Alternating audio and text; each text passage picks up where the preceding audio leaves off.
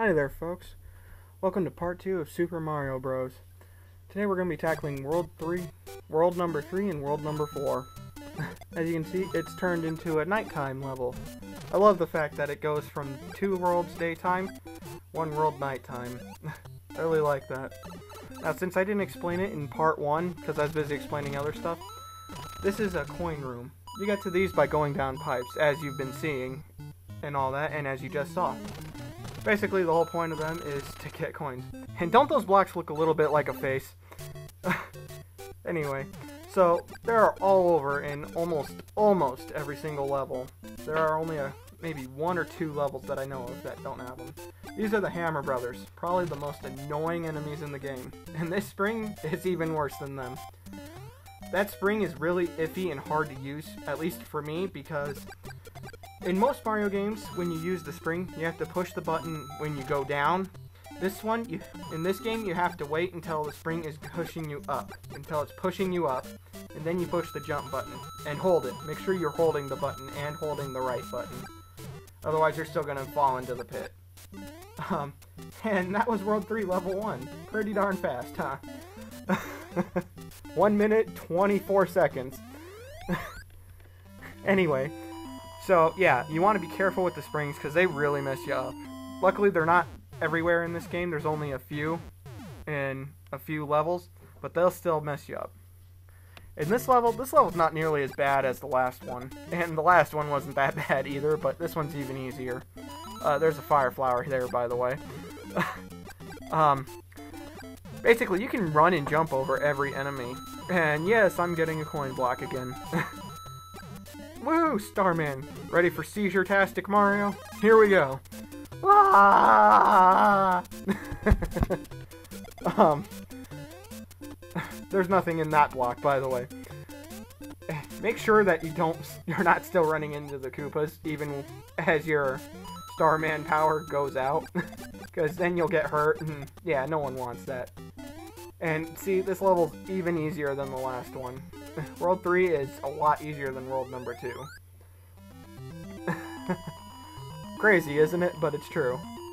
Yay, fireworks. They're swell. And once again, it's the bottomless pit level. Every world, well, again, almost every world has a bottomless pit-oriented level. And all that. They're usually the same typical kind of thing. These things with, I'm assuming they're palm trees. I could be wrong about that. And, yeah. These platforms, as you stand on one side, the other side goes up, and the side you're standing on goes down. I barely made that. One side goes down, one side goes up. If you stand on one side way too long, eventually it'll completely fall off, and you'll fall into the bottomless pit and die. So, you do need to stand on them at least a little bit, but you don't want to stay on them too long. Plus, if they go up too high, the one that you're waiting to go onto, if it goes up too high, you're never going to be able to jump to it, and you're going to die. And we're already at the castle of World 3 at 3 minutes 35 seconds. It's crazy, isn't it? World 3 is pretty much a cakewalk, almost as easy as World 1. Its castle's not that bad either. The power-up, which is the middle block that I skipped, by the way, is so easy to get, and that makes it much easier. These right here are probably the hardest parts. The little fire rods that are twirling from the ceiling and from the floor. And yeah, you have to time your jumps well, but that last one is a bit of a pain because it's a little bit awkward. And that so didn't hit me, by the way. As I'll show here in a second, those blocks you can break if you're Super Mario or Fireball Mario. But the fact is that if you have fireballs, you're probably just going to shoot Bowser. And if you're Super Mario, you can actually just get hit and run right through Bowser and get the axe without dying. In this world, it is the one that I remember from when I played the game 19 years ago. I'd get to this world and then I'd get stuck on this level because I'd start panicking because of the cloud guy up there dropping spinies. You can't jump into the spinies. You can shoot them with fireballs, but you can't jump in on top of them. As you can guess, because their shells are spiky. There's no secret place there. I got confused. It's right here. The two pipes look the same. Now this one, you're probably assuming, yeah, I can't get those coins because I'm Super Mario or Fireball Mario.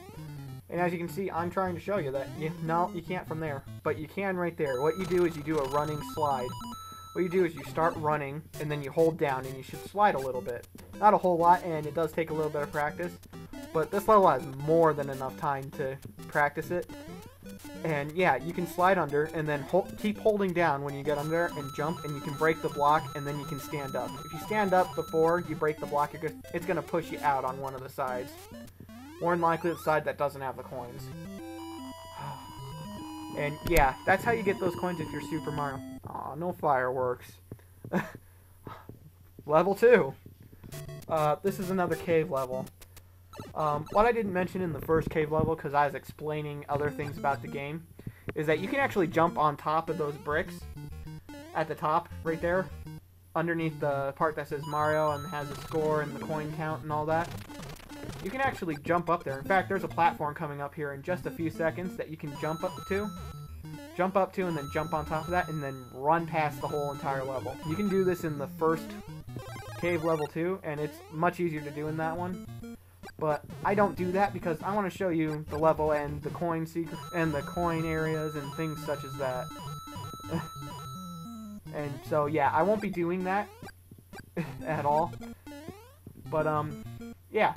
You can do that. This one is probably the most annoying coin area in the game, in my opinion, just because of how awkward it is to get in there, into where those coins are, if you're Fireball Mario or Super Mario.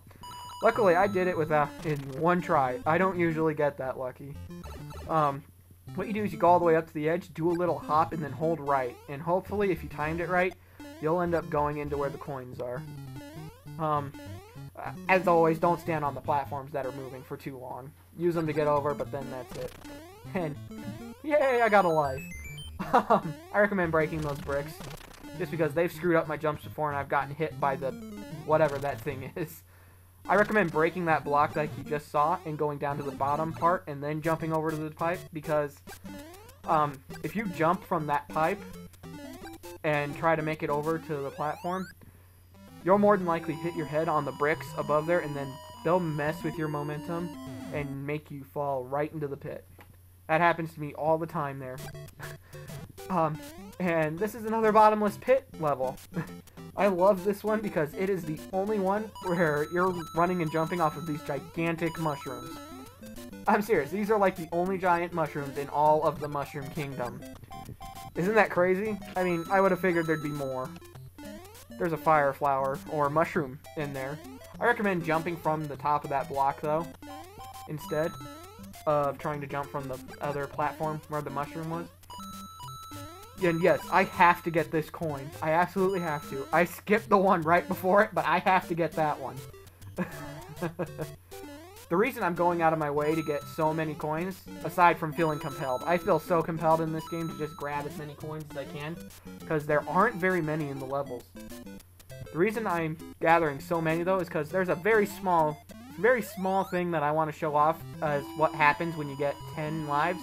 It's very small, so don't get too excited or your hopes up. I mean, you're probably just going to think I'm stupid when you see it. But yeah, I want to show it off because it makes me smile.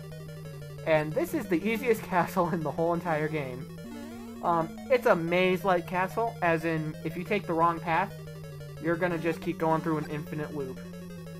It's not the kind of thing where you just keep taking that path and eventually you'll get to the end. No. What you gotta do in this one is take the top path, like I didn't do at the beginning. Because I wanted to show you the wrong way first. I so didn't screw that up and accidentally run off. Anyway, you take the top path and come over here, then you want to take the bottom path.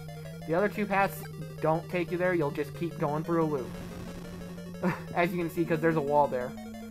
And yeah, that's the whole castle.